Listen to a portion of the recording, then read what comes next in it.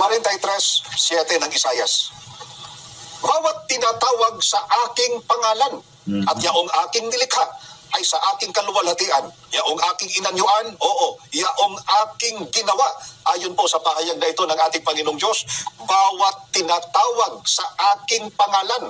Papapansin po natin, kapatid Dadan at mga mahal na taga-subaybay, hindi po personal na pangalan ng Diyos ang itatawag sa kanila, kundi yung pangalang ginawa ng ating Panginoong Diyos.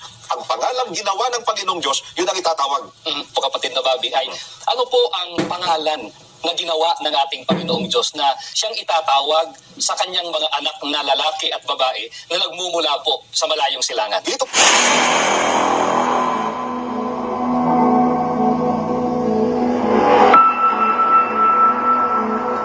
Paano sasawayin? 1:13 ng Tito.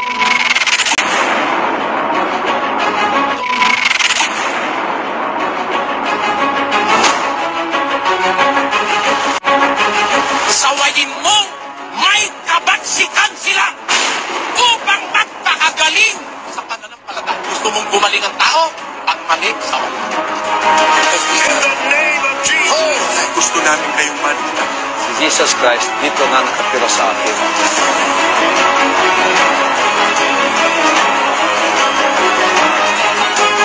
Ang pagmamahal sa kapwa, pati yung nasa labas ng iglesia nila, pinakikialamang hatulan. Sa Biblia, ang sabi ni Pablo, sa labas, Diyos ang humahatol. Pag walang kukontra sa mali, lahat ng tao maniniwala sa mali.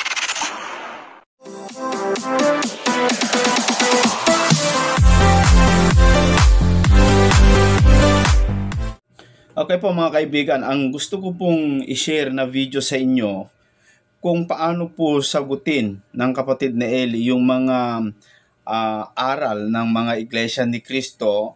Ito ay mga video clips po ito mga kapatid, pero marami po tayong matutunan po dito kasi ito aral po ang pinag-uusapan dito, hindi po ito personalan mga kaibigan. Kaya ito magandang mapanood po ito ng mga miyembro ng Iglesia ni Cristo na dumadalo dito sa ating programa mga kaibigan.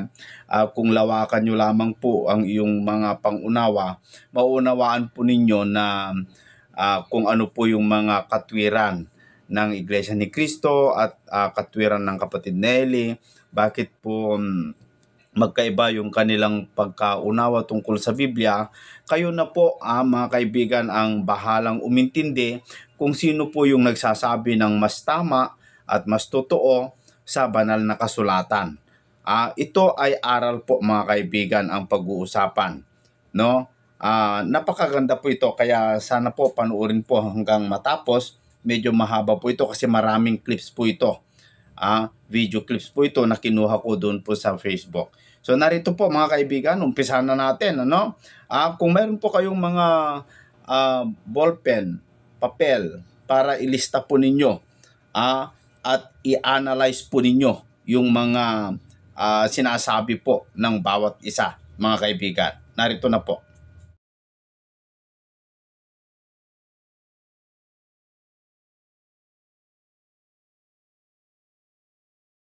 Tinanong ko sa Guagua yung ministro ni Manalo, sino ba ako yung tinutukoy sa 4:4 ng 2 Korinto? Sinagot ako si Satanas, sabi niya. Basahin nga natin yung 4:4. Na binulag ng Diyos ng sanglibutan ito ang mga pag-iisip ng mga hindi nagsisisampalataya upang sa kanila'y huwag sumilang ang kaliwanagan ng Ebanghelyo ng kaluwalhatian ni Kristo na siyang larawan ng Diyos. Alam nyo mga kapatid, yung si Satanas sa Biblia, tinatawag siya na Diyos ng sanlibutan. Tanungin mo sa iglesia ni Manalo, payag sila na si Satanas, Diyos ng sanlibutan. Payag sila ron. Hindi sila tututol doon.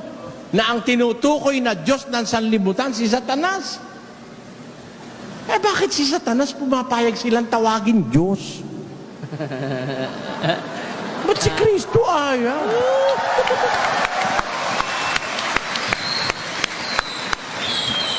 Nakita nyo logic mga kapatid? Totoo ba na si Satanas ay Diyos ng sanlibutan? Tinatawag ba siyang Diyos? Tinatanggap ba ni Manalo?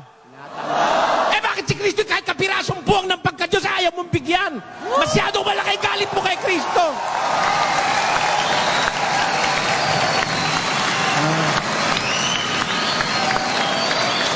Masyadong malaki galit kay Kristo. Walang ka-chance si Kristo. O, eto pa. Eto pa. Pilipos 3:19. Na ang kanilang kahihinatnan ay ang kapahamakan, na ang kanilang Diyos ay ang tiyan, at ang kanilang kapurihan ay nasa kanilang kahihiyan, na nag-iisip ng mga bagay na ukol sa lupa. Bantiyan, tinatawag na Diyos o hindi? Tanong, may dumi-Diyos ba sa tiyan? Meron. Sa pera nga, may dumi-Diyos eh. Tamo? Ang sabi ng Biblia, ang kanilang Diyos ay ang kanilang tiyan. Bakit tinatawag na yung tiyan ay Diyos nila? Ano ba ginagawa nila sa kanilang tiyan? Kaya tinatawag na yung kanilang Diyos ay kanilang tiyan. Pakinggan nyo sa 16 ng Roma. Sapagkat ang mga gayon ay hindi nagsisipaglingkod sa Kristong Panginoon, kundi sa kanilang sariling tiyan. Kaya pala tinatawag na yung kanilang tiyan, ang Diyos nila, dun sila naglilingkod sa kanilang tiyan. Hindi si Kristong Panginoon ang pinaglilingkuran nila, kundi ang kanilang sariling. Kaya ang kanilang Diyos, ang kanilang tiyan, sabi ni Pablo. Yung bang tiyan, Diyos o hindi? Kakatuwa namang, tinatanggap mo yung tiyan eh, Diyos. Tinatanggap mo si Satanas eh, Diyos ng sanlibutan. Si Kristo, kahit kapiraso, ayaw mong tawagin Diyos. Eh, anak ng Diyos yun. Ang anak ng Diyos, tinatawag ng Diyos na Diyos, ayon sa Biblia. In what premise it was said, doon mo ang alamin. Ang sabi ni Kristo, nakatingala siya sa langit, Ama, makilala ka nila, iisang Diyos na tunay. O, okay naman yun, hindi naman tayo tutol doon eh. Nakatingala siya sa langit eh. Nasaan siya? Nasa lupa. Ano siya nun? Nagkatawan tao. Hinubad niya ang pagkapantay niya sa Diyos nung panahon na yun. O anong sabi niya? Makilala ka nila iisang Diyos na tunay. Tama, very good. Bakit? Eh hindi naman siya nagpapakilalang Diyos noon eh dahil nasa pagkakatawan tao nga siya. At siya noon ay hinubad niya ang kanyang pagkapantay sa Diyos. Tama o hindi? O nakasulat eh. Gusto nyo basahin natin eh. Basa. Magkaroon kayo sa inyo ng pag-iisip na ito'y na kay Kristo Jesus din naman, na siya bagamat nasaan yung Diyos, ay hindi niya inaring isang bagay na nararapat panagnan ang pagkapantay niya sa Diyos. Kundi pagkusilubad niya ito at nag-anyong alipin na nakitulad sa mga tao. Tao ba yun? Nakitulad lang eh. Kayo naman, nakitulad lang, ginawa nyo ng tao. Nasaan yung Diyos? Hinubad yung kanyang pagkapantay sa Diyos. Ngayon, sabi niya, nakatingala siya, makilala ka nila Ama, iisang Diyos na tunay. Wala tayong usapan doon. Yun, mga tama kaibigan. yun. Bakit? Naman eh. Nasa Pero, panahon siyang gaya ng hinubad sinabi ko, niya yung ang kanyang kanilang, pagkapantay sa Diyos isasagot dyan, at siya'y nagkatawan tao. tinatawag na Diyos, pero hindi tunay. Parang palabasin nila na peke mga Diyos na yon. Kaya hindi yun ay tunay. Dahil iisa lamang daw po ang tunay na Diyos. Diyos po yun, tunay na Diyos yun, kaya lang hindi po siya yung Diyos na makapangyarihan sa lahat. Pero tunay, sinabi nga ng Biblia, Diyos eh, mga kaibigan eh. O heto pa, mga kapatid, napakaganda ito kung paano sagutin ng kapatid na Eli. Pansinin po ninyo, mga mahal na taga-subaybay, 43:7 ng Isayas. Bawat tinatawag sa aking pangalan at yaong aking nilikha ay sa aking kaluwalhatian. Yaong aking inanyuan, oo, yaong aking ginawa. Ayon po sa pahayag na ito ng ating Panginoong Diyos, bawat tinatawag sa aking pangalan. Mapapansin po natin, kapatid Nadan at mga mahal na taga-subaybay, hindi po personal na pangalan ng Diyos Tama po. ang itatawag sa kanila, kundi yung pangalang ginawa ng ating Panginoong Diyos. Ang pangalang ginawa ng Panginoong Diyos, yun ang itatawag. Po kapatid na Bobby, ay ano po ang pangalan na ginawa ng ating Panginoong Diyos na siyang itatawag sa kanyang mga anak na lalaki at babae na nagmumula po sa malayong silangan? Dito po sa Gawa 2:36, pagkatalasasin nga ng buong angkan ni Israel na ginawa ng Diyos na Panginoon at Kristo itong si Jesus na inyong ipinako sa krus. Malinaw po na ang pangalang Kristo ay ginawa po ng ating Panginoong Diyos. Yung tinatawag sa kanyang pangalan, yun ang kanya.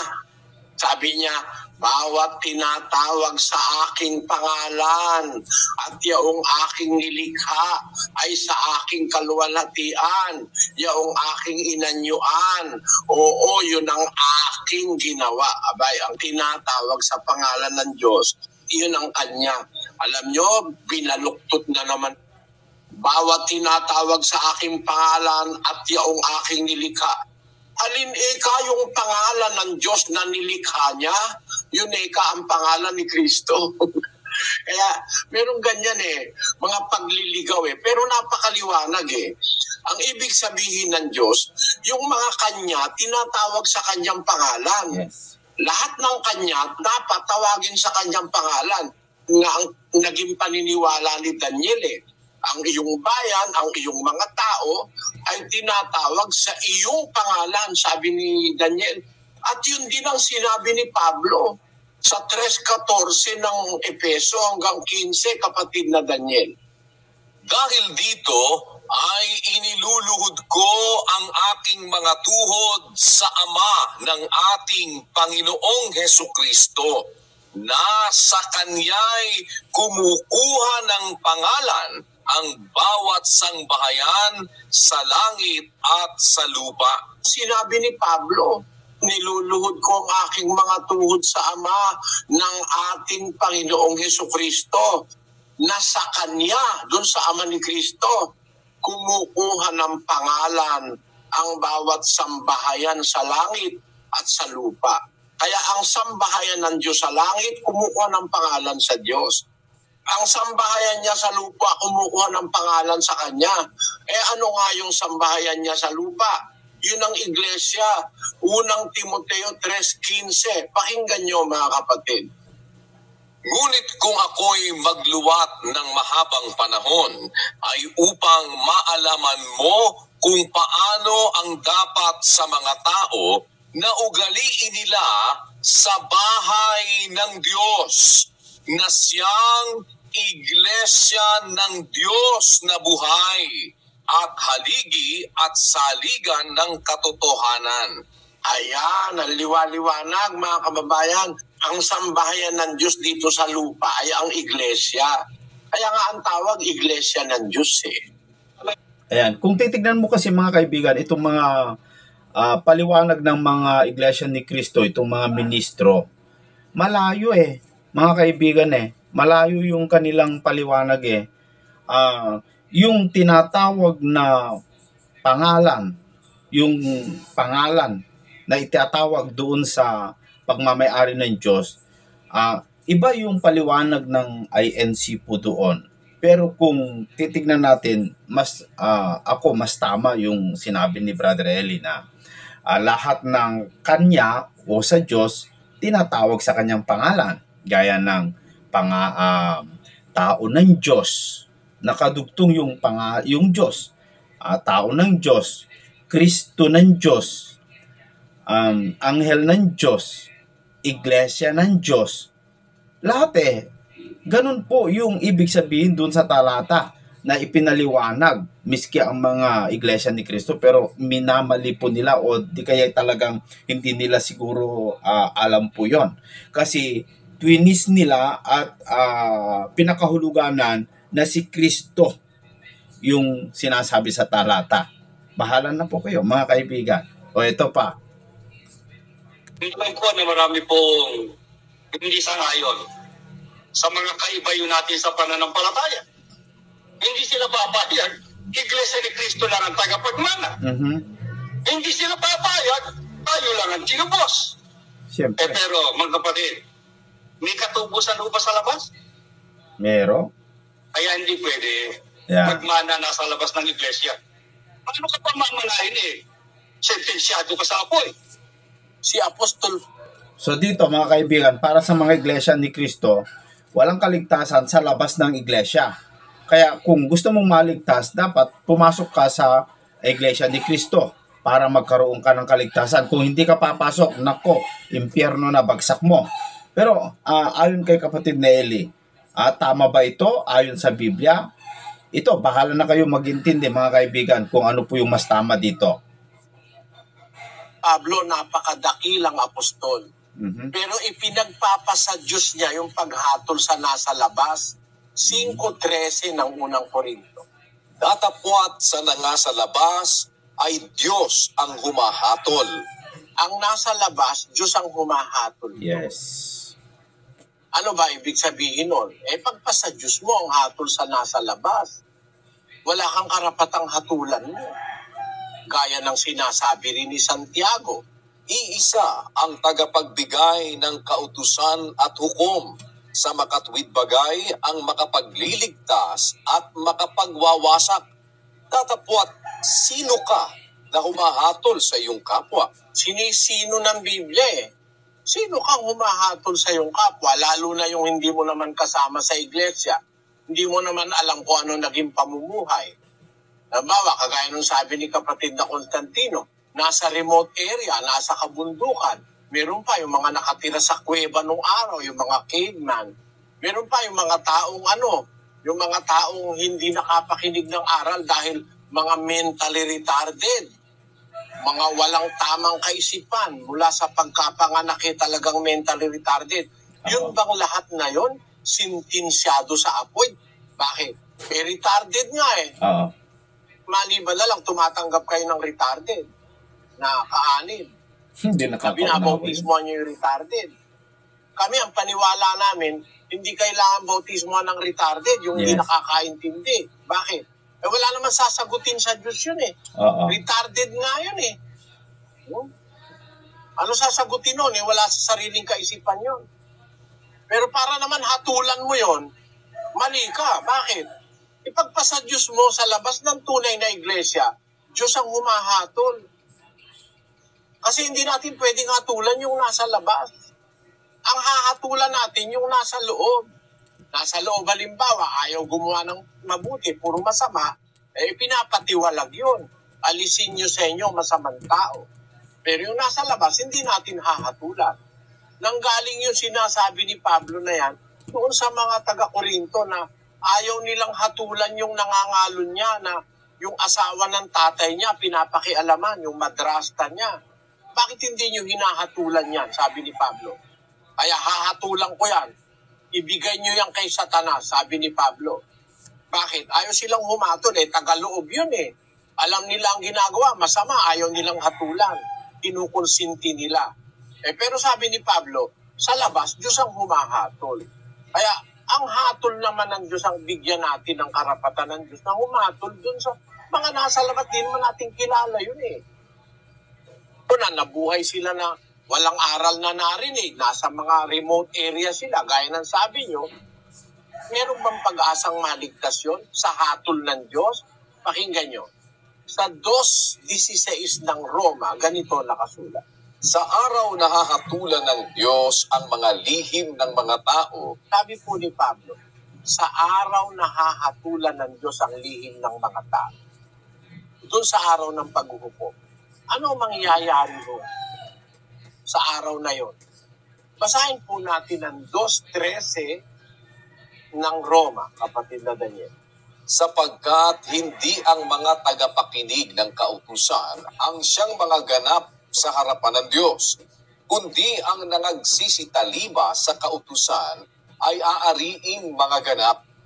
Sapagkat kung ang mga hentil na walang kautusan sa katutubo ay nagsisigawa ng mga bagay ng kautusan, ang mga ito na walang kautusan ay siyang kautusan sa kanilang sarili.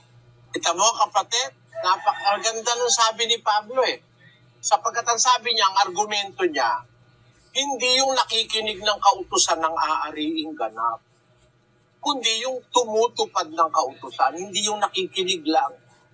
Ang aariing ganap, ang maliligtas, yung gumaganap ng kautusan, hindi yung nakikinig ng kautusan, kundi yung gumaganap ng kautusan ng aariing ganap. Sapagkat, sabi niya sa 14, kung ang mga hintil na walang kautusan, sa katutubo ay nagsisigawa ng mga bagay ng kautusan, ang mga ito na walang kautusan ay siyang kautusan sa kanilang sarili. Kahit sa katutubo, wala silang kautusan, wala silang narinig. Nasa kuweba, nasa bundok, nasa remote areas, di narating ng pangaral, walang kautusang narinig. Pero gumagawa naman sila ng kautusan, ng bagay ng kautusan. Aariin silang ganap, sabi ni Pablo. Kailan? Sa araw na hahatulan ng Diyos ang lihim ng mga tao. Doon sa araw na yon, aariing ganap ng Diyos yung mga taong sa kabila ng walang pagkarinig sa kautusan, gumagawa naman ng bagay ng kautusan. Posible bang yung mga taong walang narinig na kautusan ay makagawa ng bagay ng kautusan? Tuloy natin sa 15. Na nangagtatanyag ng gawa ng kautusang nasusulat sa kanilang puso, na pinatotohanan ito, pati ng kanilang budhi. Tama, kapatid na Constantino, yung palang mga taong hindi nakarinig ng kautusan, meron pala silang gawa ng kautusang nakasulat sa kanilang puso. Tayong mga tao, kapatid, ang pagkakaiba natin sa hayop, ang tao, nilagyan tayo ng Diyos sa budhi at sa puso ng mga bagay ng kautusan. Kahit wala ka pang naririnig na kautusan, meron kang alam na gawing kabutihan. Sa kapwa, sa pamilya, sa kamag-anak. Kahit wala ka narinig na kautusan, instinct na yun na pagka-anak mo, mahal mo. You will care. Maalagaan mo, papakainin mo. Merong kabutihang nasa loob ng puso. Kahit wala ka pang naririnig na kautusan, meron ka nang alam na kabutihan. Pagka yung mga taong yun na nabuhay sa bundok, sa remote areas, walang narinig na kautusan, gumawa naman ng kabutihang nakasulat sa kanilang budhi. Aariing ganap ng Diyos yun. So, maliwanag mga kaibigan, yung sinabi ng kapatid na Eli, meron pong kaligtasan. Kasi, ayon doon sa Roma na kanyang binasa, hindi naman po kasi ang ililigtas ay yung nakikinig lang, kundi yung tumutupad. Miski nandun ka sa loob ng Iglesia ni Cristo, kung hindi ka rin tumutupad sa mga nakasulat, hindi ka rin maliligtas, mga kaibigan. Kagaya ni Ananias at saka ni Sapphira, at saka yung mga iba pa, mga kaibigan na nasa loob ng iglesia pero hindi sila tumupad, kumontra sila, hindi sila naligtas. Pero kung nasa loob ka ng iglesia, may tendency ka na maligtas. Pero aling iglesia? Iglesia ba ni Cristo? Hindi. Yung iglesia ng Diyos na buhay na nasa Biblia. Maliwanag po yun, mga kaibigan. O ito pa, mga kapatid. Marami to Ang sumasampalataya at mabautismuhan ay maliligtas, datapwat ang hindi sumasampalataya ay parurusahan. Mga kaibigan, hindi lamang po magiging alagad ng Panginoong Kristo at mapapatawad sa mga kasalanan ang mga tumanggap ng bautismo sa loob ng Iglesia ni Cristo, kundi tiniyak ng Panginoong Kristo na makakamtan nila ang kaligtasan. O dito mga kaibigan, ayon sa mga iglesia ni Cristo, kapag pumasok ka sa loob ng iglesia, dapat mabautismuhan ka para makamtan mo ang kaligtasan. Ang tanong, si Felix Manalo ba ay nabautismuhan sa iglesia ni Cristo? Ayon kay kapatid na Eli, pakinggan natin kung nabautismuhan. Magsisi kayo, sabi niya, magbautismo, sabi ni Juan. Kaya ang mga tao nagpupunta sa kanya, magpapabautismo para mapatawad ang kasalanan. Ngayon, nung dumating ang Panginoong Jesucristo, sabi ni Juan, kailangan ako ang bautismohan mo dahil ako makasalanan eh. Tapos ikaw itong napaparito para ako'y bautismohan. Sabi niya.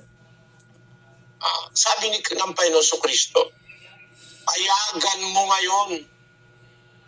Gawin mo, pamayag ka, bautismohan mo ko, sapagkat ganyan ang nararapat sa atin, ang pagganap ng buong katwiran. So, yung pagbabautismo ni Kristo is a demonstration o pagpapakita ng halimbawa na dapat ganapin ang buong katwiran.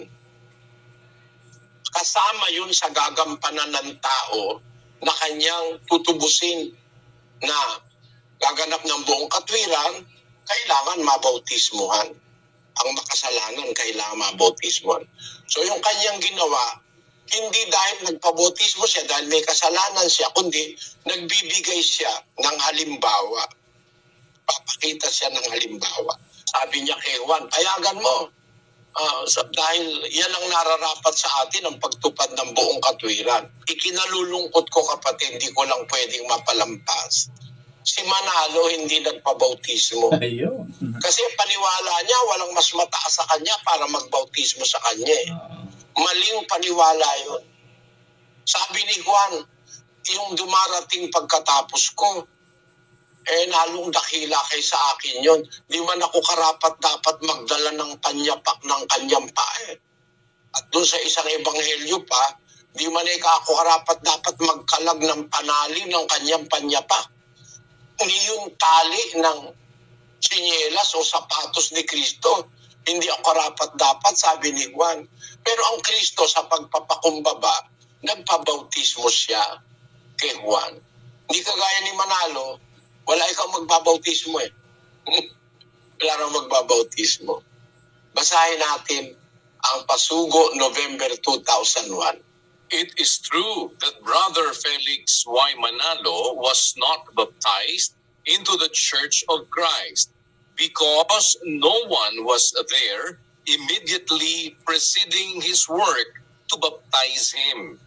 Yan kasinungalingan yan eh.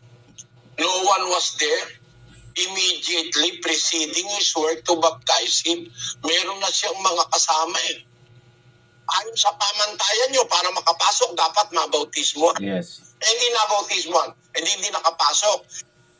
Yan ang kanilang turo eh, lalo na nung tagapangasiwa nila ngayon. Basahin natin ang Pasugo.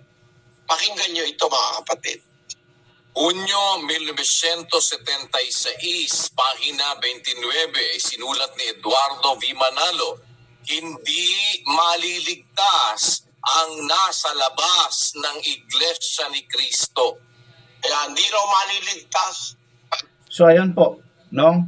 Nakita natin, hindi po, ayon kay kapatid ni Eli, doon sa Pasugo, no? Hindi na bautismuhan si Felix Manalo sa Iglesia ni Kristo. Paano na yon, mga kaibigan na Iglesia ni Kristo? Alam nyo, tama naman po yung pamantayan ng Iglesia ni Kristo na kailangan talaga sa iglesia o sa isang gustong sumunod sa Panginoong Diyos na magpabautismo. Kasi yung bautismo po kasi, mga kapatid, ay mahalaga po yun, bagamat merong mga taong hindi po kailangan ng bautismo, no? Pero sa Biblia, itinuturo na kailangan ng pagpabautismo kasi ganyan ang nararapat, sabi ni Kristo kay Juan, ng pagganap ng buong katwiran. Kaya nung naunawaan ni Juan, sige, halika na, bininyagan na. At alam niyo po ba kung ano po nangyari sa ating Panginoong Jesucristo nung bininyagan ni Juan? Pagkatapos na nabinyagan ni Juan Bautista si Kristo ay pumunta na sa takdang, yumaon na doon sa tubig. Nakita ni Kristo yung langit bukas. Bukas yung langit. Pagkatapos, bumaba ang Espiritu Santo ng Diyos. Kapag magpabautismo ka po pala, mga kaibigan at mga kaibabayan, ito tandaan nyo, kayong mga hindi po nagpabautismo pa. Kapag magpabautismo ka po pala sa Diyos o sa ayon sa utos ng Biblia. Yung langit mabubuksan para sa iyo. Mabubuksan yung langit para sa iyo. Magkakaroon ka ng pagkakataon makapasok doon sa langit. Kasi sa John chapter 3 verse 3, ayon sa sagot ni Kristo kay Nicodemo, ay ang hindi maipanganak muli ay hindi makakakita ng kaharian ng langit.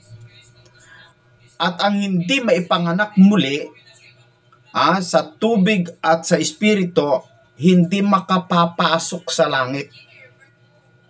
Naniniwala naman po tayo na yung pagpabautismo sa tubig, yun po'y isa pong paraan para maganap natin ang buong katwiran ng Diyos. Ngayon, si Kristo nung nagpabautismo siya, na-open po ang langit, nabuksan. Kung ginawa ni Kristo yon para maging katulad o tularan, mga kababayan, na ikaw ay dapat din magpabautismo kung sumunod ka kay Kristo. Kapag nagpabautismo ka, simbolo kasi ng pagpapakumbaba at pagsunod sa katwiran ng Diyos, at simbolo po yun ng kapanganakang espiritual. Kapag nagpabinyag ka po pala, mabubuksan ang langit sa iyo.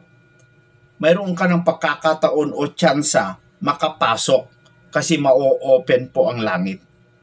Yun po ang halaga nun, mga kaibigan. No? Sana po nakuha po ninyo. Ito pa, mga kaibigan. Ayon sa mga iglesia ni Kristo, ang paniniwala nila, pagbalik ng Panginoong Jesucristo ay gunaw na ang mundo at hatulan na o hukuman na. Panoorin natin. Katapos ng 1,000 taon at sakalang darating yung araw ng paghuhukom.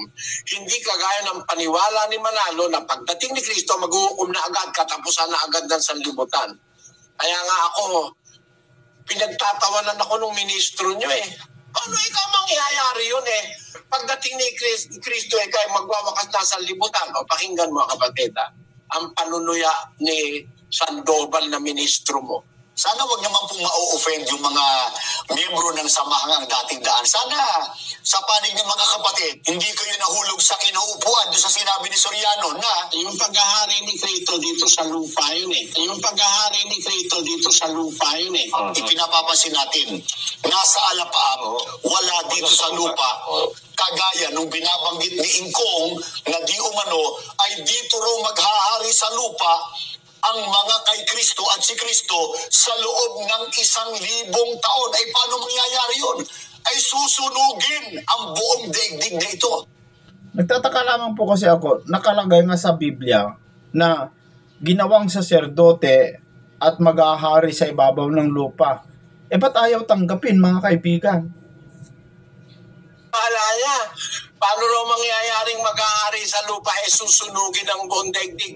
Susunugin hindi pagdating ni Kristo, no? Yes. Dapat maintindihan mo, Sandoval. Susunugin pagkaraan pa ng 1,000 taon. Bago maghukom, mawawala na ang langit at ang lupa para mahayag yung luklukan ng paghuhukom. Pero yung pagparito ni Kristo, hindi pa susunugin. Bubuhayin pa muna yung mga patay At yung mga unang nabuhay na maguli, maghahari sa 1,000 taon dito sa lupa. Pagkaraan ng 1,000 taon, pawawalan si Satanas sa kanyang bilangguan. Mandadaya pa nga sa lupa uli yun 7. Ito hindi alam ni Michael Sandoval 7.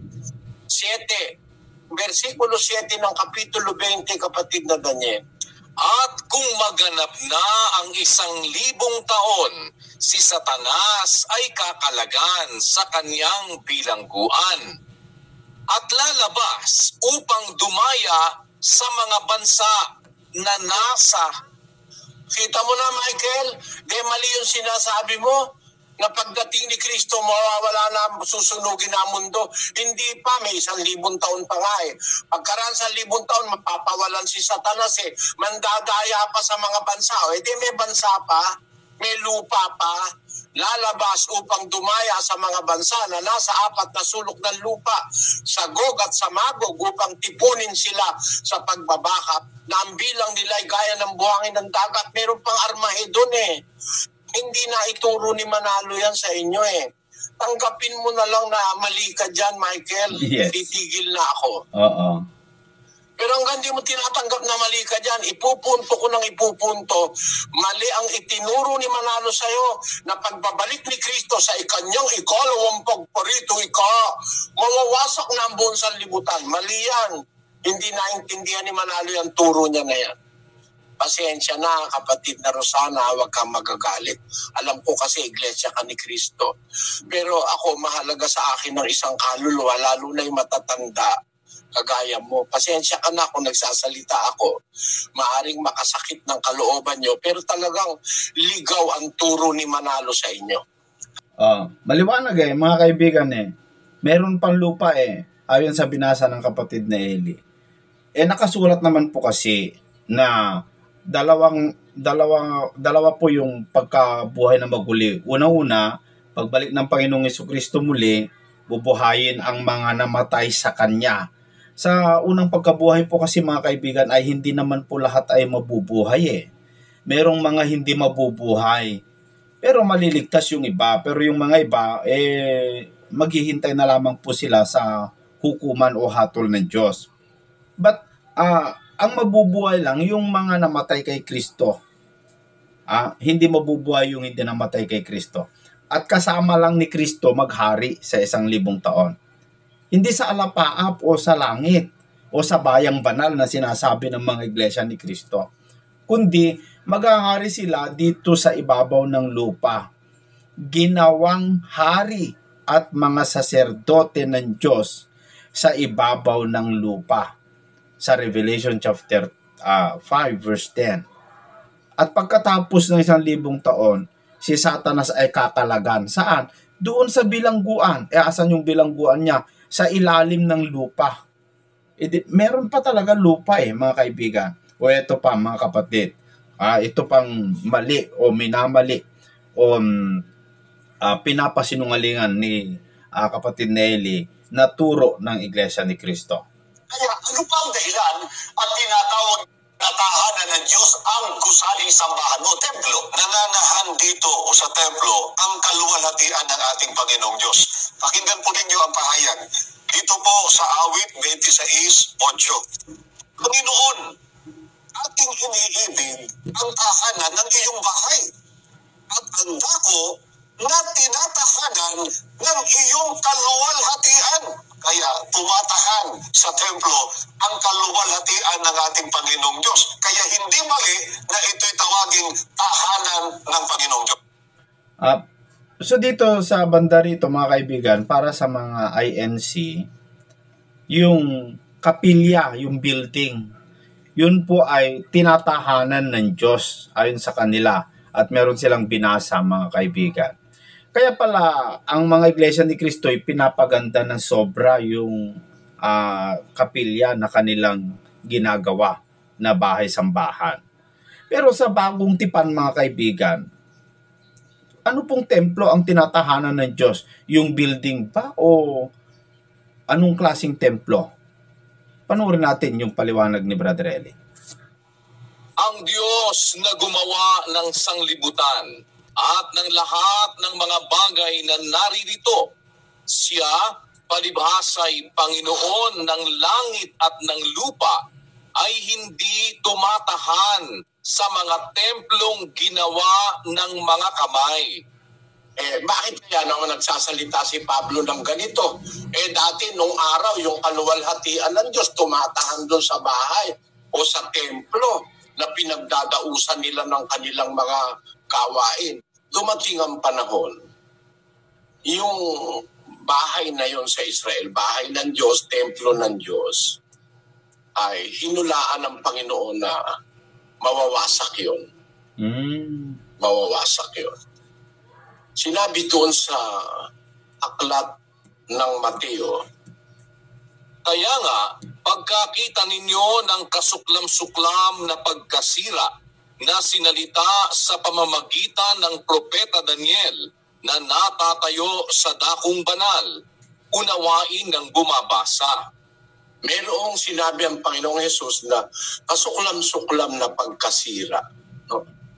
Parang abominable desolation, sabi sa English. Na ito sinabi ni Propeta Daniel, natatayo sa dakong banal. Ang dakong banal, yun nga yung templo. Unawain ang wika ng bumabasa, sabi ng Panginoon Kristo. Ano yung kasuklam-suklam na pagkasirang natatayo sa dakong banal na hinuhulaan ni Propeta Daniel? Yan po yung pagkawasak ng templo, yung pagkawasak ng dakong banal sa Jerusalem. Kaya makikita natin ito, isang bagay na hindi permanente kasi literal yan eh. Yes. Literal yan eh. Pinagpauna nga ni Kristo na yan ay mawawasak. At pagka nawasak, walang batong maiiwan sa ibabaw ng kapwa bato na hindi mababagsak. Katotohanang sinasabi ko sa inyo, dito'y walang maiiwang isang bato sa ibabaw ng ibang bato na hindi ibabagsak. Ayun, ipinipredict niya ang pagkawasak ng templo gaya nung sinasabi ni Propeta Daniel sa kanyang hula. Kaya nung makausap ng Panginoong Hesus, kapatid na Gemma, ang babae na sa Samaritana doon sa balon ni Jacob, nagkwentuhan sila nung babaeng Samaritana. Sabi nung sa babaeng Samaritana sa 4:20 ng Juan, sabi nung babaeng Samaritana sa Panginoong Hesus, sumamba yung aming mga magulang, kagaya ni Jacob, sa bundok na ito. Sinasabi nyo naman, kayong mga Hudyo, kausap niya ang Panginoong Hesus, na kinakailangan sa Jerusalem siyang dakong pagsambahan ng mga tao, sabi ng babaeng Samaritana. Sumagot ang Panginoong Hesus. Basahin natin ang continuation, kapatid na Daniel. Sa kanya'y sinabi ni Jesus, babae, paniwalaan mo ako na dumarating ang oras na kahit sa bundok na ito ni sa Jerusalem ay hindi ninyo sasambahin ang Ama. Ayan, sabi ng Panginoong Hesus, paniwalaan mo ako babae. Siguro, kapatid, dapat maniwala rin tayo, no? Dumarating ang oras at ngayon nga, immediately effective yung salita ni Kristo. Sasambahin ang tunay na mananamba ang Ama sa Espiritu at sa katotohanan. Ano kahulugan nun? Hindi na kailangan ng meron ka pang lugar na pupuntahan para makasamba ka sa Ama. Hindi na kailangan punta ka sa mundo o kaya punta ka pa sa Jerusalem para makasamba ka sa Ama. Sapagkat hinahanap ng Ama ang mga gayon na maging mananamba sa Kanya. Natutupad yung sinabi ni Kristo, yung pagsamba talaga sa Diyos, hindi yun kailangan na pwersahan ng matipon, kaya magpagawa ng malalaking stadium para makasamba sa Diyos. Hindi ganun. Ang unang-unang dapat malaman natin, ang pagsamba sa Espiritu at sa katotohanan, sinasabi ng Kristo, kung saan naroon ang dalawa o tatlo, nagkakatipon sa aking pangalan, naroon ako sa gitna nila. Naganap yan sa panahon ng mga apostol nang sila'y pinag-uusig na ng mga Hudyo dahil sa kanilang bagong pananampalatayang tinuro ni Kristo. Nag-lockdown na yung mga apostol Hindi na pumupunta sa templo para sumamba. Mga apostol, basahin natin ang Juan 20:19, kapatid na Daniel. Nang kinahapunan nga ng araw na yaon, na unang araw ng sanglinggo, at nang nangapipinid ang mga pintong kinaroroonan ng mga alagad, dahil sa katakutan sa mga Hudyo, ay dumating si Jesus at tumayo sa gitna, at sa kanila'y sinabi, kapayapaan ang sumainyo. Nakita mo ito? Nag-lockdown yung mga apostol, masyadong matindi pag-uusig takot sila sa mga Hudyo, paano ka sasamba sa templo? Ang ginawa ng mga apostol, nag-lockdown. Nagpinid ng pinto para sila magkatipon. Dumating naman ang Panginoong Jesus. Tama ang sabi ni Jesus, kung saan nagkakatipon 2, 3 sa aking pangalan, naroon ako sa gitna nila. At pinatunayan niya yun physically ng isang pagkakataon ng mga apostol na tatakot sa mga Hudyo, di pumupunta sa templo, nagtatago sila, parang nagla-lockdown. Ano nangyari? Ayun, nagkakatipon sila. At kung mayroong pagkakataon na hindi masyadong delikado, nagkakatipon sila sa templo, pero nagkakatipon din sila sa mga bahay-bahay. 27 ng gawa. Pakinggan nyo. At ng unang araw ng sanglinggo, nang kami nangagkakapisan upang pagputol-putuli ng tinapay, si Pablo ay nangaral sa kanila na nag-aakalang umalis sa kinabukasan. At tumagal ang kanyang pananalita hanggang sa hating gabi. 8. At may maraming mga ilaw sa silid sa itaas na pinagkakatipunan namin. Kita nyo? Nagkakatipon sila sa 3 grado sa itaas, marami kang ilaw doon. Hindi yan ang templo. Pero nagkakatipon sila. Pinangangaralan sila ng mga apostol. Kaya yung salita ni Kristo, mas mas applicable sa ating panahon Talagang yung salita ng Diyos, tama. Anong ibig kong sabihin, mga kapatid? Kasi, yung sinasabi sa Hagay, sitwasyon yan sa Israel. Pero pagdating ni Kristo, maraming binago ang Panginoon Kristo.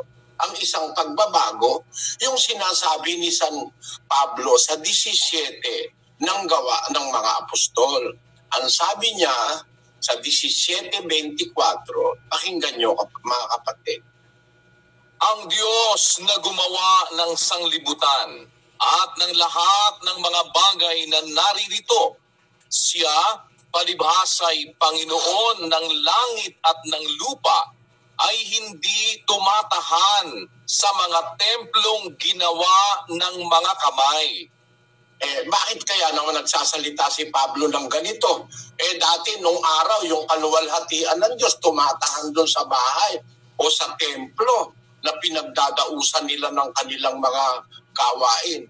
Pero ito, sabi ni Pablo sa gawa, yung Diyos na gumawa ng sanlibutan, yung kataas-taasang Diyos, lahat ng bagay na naririto, palibasa, Panginoon siya ng langit at lupa, hindi siya tumatahan sa templong ginawa ng mga kamay. Kaya ito ay kinokontra ko sa aral ng Iglesia ni Manalo.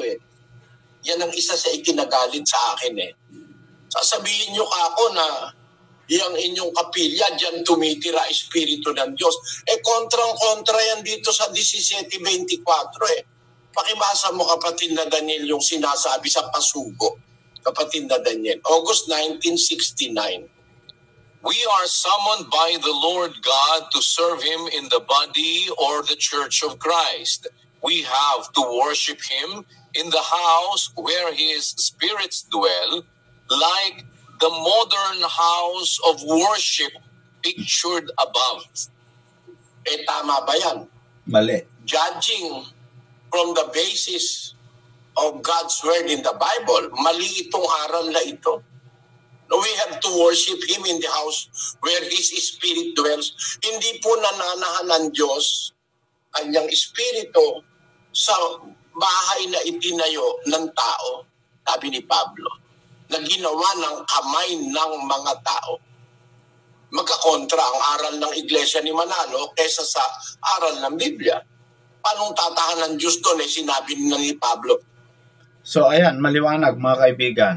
Hindi po tumatahan sa templong ginawa ng kamay ng tao. Kasi mga kapatid, kung saan nakatira ang Espiritu ng Diyos ay sa tao. Sa tao, tayo kasi yung templo, tayo kasi yung iglesia, mga kaibigan, na tinatahanan ng Espiritu ng Diyos. Yun po ay mababasa natin sa 1 Corinthians chapter 3 verse 16, no? So ito mga kapatid, hindi po ito alam o baka hindi lang talaga itinuturo para mapalabas na okay pa rin yung building na ginagawa po nila pagagandahin.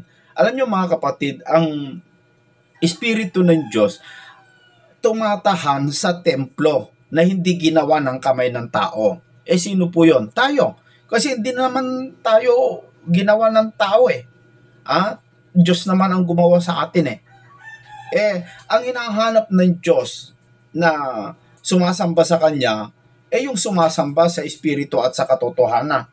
Paano yon mga kaibigan? Ang pagsamba po kasi, ayon sa Biblia, ay hindi lamang po yung pumunta ka doon sa kapilya and then magpre-praise the Lord ka doon. Hindi po Ang talagang tunay na pagsamba ay, di ba, andito ang Diyos sa templo. Tayo kasi ang templo. Kapag tumulong ka sa kapwa, kapag gumawa ka ng mabuti sa kapwa-tao, huwag mong papatayin. Huwag mong pagnanakawan. Gumagawa ka ng mabuti sa Kanya. Yung punto na yon, sumasamba ka sa Diyos. Kaya, sabi ni Kristo, gigibain ninyo ang templong ito, sa ikatlong araw ay itatayo ko muli.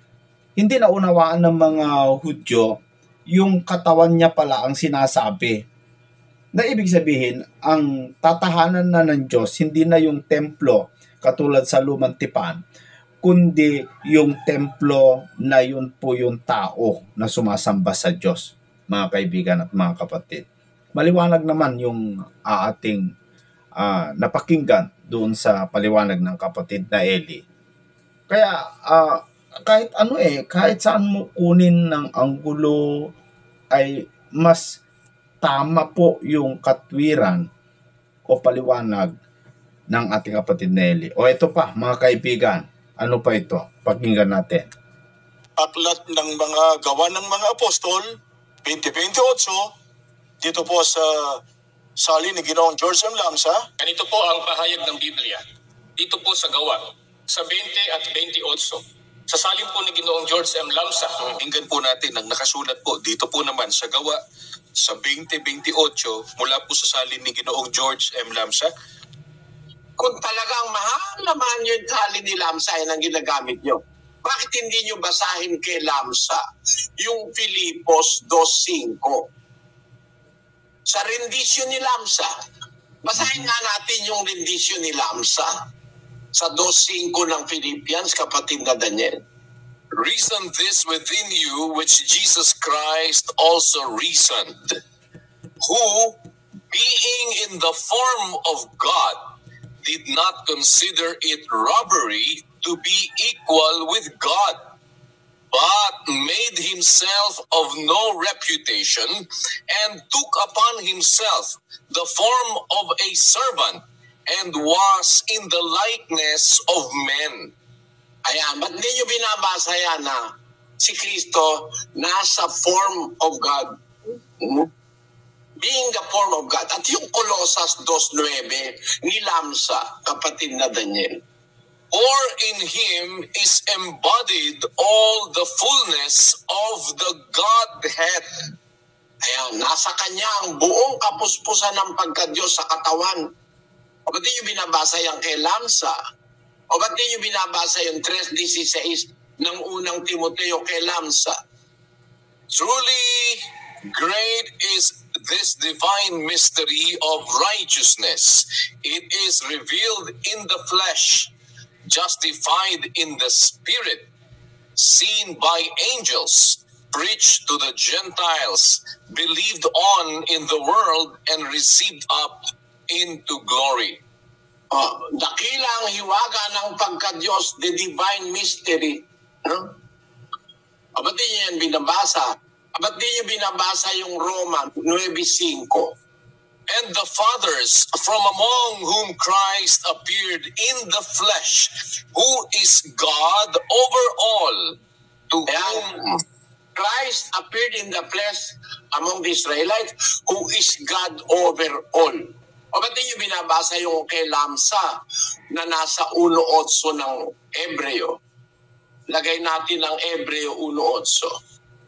But of the Son he said, Thy throne, O God, is forever and ever. Thy throne, O God, yung Son ay Diyos ayon kay Lamsa, is forever and ever. Ba't di yan binabasa? Kasi namimili kayo ng lalapat sa inyong sinasastre. Para kayong sastre, para mapalapat, maluwag, kikiputan. O makipot, dudugtungan, dadagdagan ng sastre. Yung lahat ng salin papabor sa kanila, kinukuha nila. Pero doon sa mismong salin na yon, pagkakukontra sa kanila, di nila ginagamit yon. Wala kayong konsensyang magsuri para makita nyo saan ba tama si Lamsa, saan ba mali si Lamsa. O tama ba talaga si Lamsa nang sabihin niya, Church of Christ, which he purchased with his own blood. Tama ba si Lamsa doon? Mali nga eh. At hindi naman katakataka, may mga salin mali. O pag sinabi nyo namang hindi tama yung salin sa magandang balitang isinalin ng Katoliko at Protestante, ang sabi doon sa magandang balita Biblia, si Kristo Diyos eh. 2:6 ng magandang balita, pakibasa mo kapatid na Daniel. Kahit siya ay Diyos, hindi siya nagpumilit na manatiling kapantay ng Diyos. Magandang balita yan, no? Hindi nyo binabasa yan. Pero meron kayong binabasa sa magandang balita, kaya pinipili nyo lang. Hindi ganyan ang pagtuturo ng katotohanan, mga kapatid. No? Kahit siya'y Diyos, hindi nagpumilit na manatiling kapantay ng Diyos. Ano ginawa niya? 7. Sa halip, pinitawan ang karapatan niyang ito. Namuhay na isang alipin. Ipinanganak siyang tulad ng isang karaniwang tao. Yan ang nasa Biblia ng magandang balita. Hindi nyo binabasa yan, yung parte na yan. Kahit anong salin, pagpapabor sa kanila, ginagamit nila. Pero magpakatotoo kayo. Gumamit kayo ng Grego. Suriin ninyo ang mga circumstances.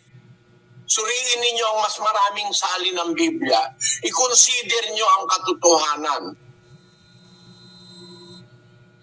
So ayan, mahilig po kasi sila doon sa sinabi ni George Lamsa na yung 20-28 ng gawa. Kaya pala ganun ang sinabi ni George Lamsa ayon sa aking pagkaunawa.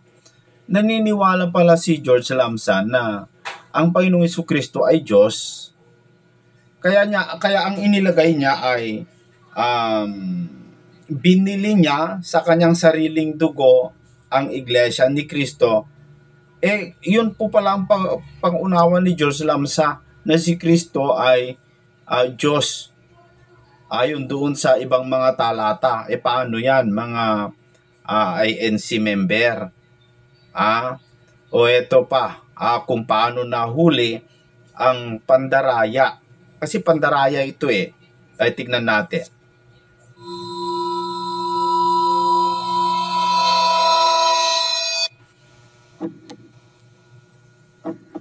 Pero bakit tinalikuran niya yung kanyang sinabi o pahayag niya noon at ngayon gusto na niyang kumandidato? Ito, pakinggan natin kung bakit. Kumandidato. Sino nagsasabi? Ang pag-aasay ka ng bayan, si Lacson. Ang pag-aasay ka ng bayan, sino? Si Di Venecia. Ang pag-aasay ka ng bayan, ihalal natin si Fernando po. Ang pag-aasay ka ng bayan, walang tutorian pag ako naging presidente. Di ba makapalang hapog nito magkakabargadan to? Sisa na ako kayo. Pero isipin pagkatapos na sabing wala kay Senator Lacson ng Pag-asa, wala kay Ginoong Di Venecia, wala kay Fernando po Jr. Ang Pag-asa raw pala nando sa brother nila. Huling-huli, no? Gawa-gawa nila. Pinutol. Ito yung Sino nagsasabi? Ang pag-aasay ka ng bayan, si Lacson. Ang pag-aasay ka ng bayan, sino? City Venecia, ang pag-asa ay kanang bayan. Ihalal natin si Fernando po. Ang pag-asa ay kanang bayan. Walang tutorian, walang tao na makapagbibigay ng pag-asa sa kapwa-tao maliban sa ating Panginoon. Nakasulat sa Biblia yan, mga kapatid. Ang tagal na eh. Ang tagal na natin eh. Relihiyon at politika. Lagi na lang tayong pinapaasa eh. Pag ako naging presidente, sabi ni ganun eh, pag naging presidente ko, walang kaibigan, walang kamag-anak.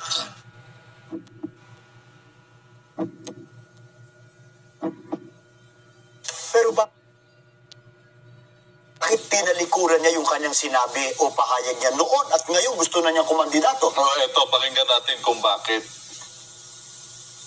Sino nagsasabi? Ang pag-asa ay kanang bayan. Si Lacson. Ang pag-asa ay kanang bayan. Sino? City Venecia. Ang pag-asa ay kanang bayan. Ihalal natin si Fernando po. Ang pag-asa ay kanang bayan. Walang tutorian. Walang tao na makapagbibigay ng pag-asa sa kapwa-tao maliban sa ating Panginoon. Nakasulat sa Biblia yan, mga kapatid. Pagkatapos sabihin, ang tagal na eh. wala kay Ginoong Di Venecia, wala tagal na natin eh. Junior.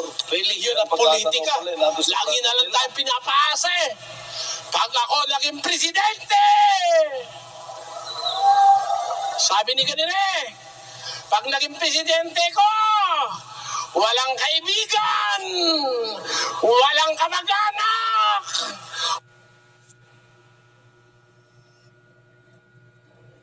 So nakita po natin yung pinutol at mayroong tinanggal tapos idinugtong yung kapag ako ang magpresidente tapos pinutol ulit. So yun ay pandaraya po yun mga kaibigan, pandaraya po yun. Kung totoo man na gusto sana niyang magpresidente, wala namang problema doon. Pero walang ganon ang nasa isip, walang ganon na gusto ni Brother Eli na magpresidente. Pinutol lang mga kaibigan Pero ganun pa man, alam na po ng tao yan, mga kababayan. So makita po ninyo kung alin po yung mas tama sa dalawa, ano po yung mas tamang paliwanag tungkol po sa Biblia. Maraming salamat po sa inyong lahat, mga kaibigan, sa iyong panunood dito sa ating programang Expose the Truth. Hanggang sa susunod po, mga kaibigan, naway patuloy po kayong umantabay dito sa ating programa. Yung mga hindi pa po nakapag-subscribe, inaanyayahan ko pong mag-subscribe po kayo para maging updated po yung ating mga video na ipapalabas. At huwag niyo pong kalimutan yung ating programa tuwing MWF, Lunes, Wednesday at saka Friday. Meron po tayong tinatawag na Bible Exposition at malaya pong sumali ang lahat, mga kaibigan. Hanggang sa muli po.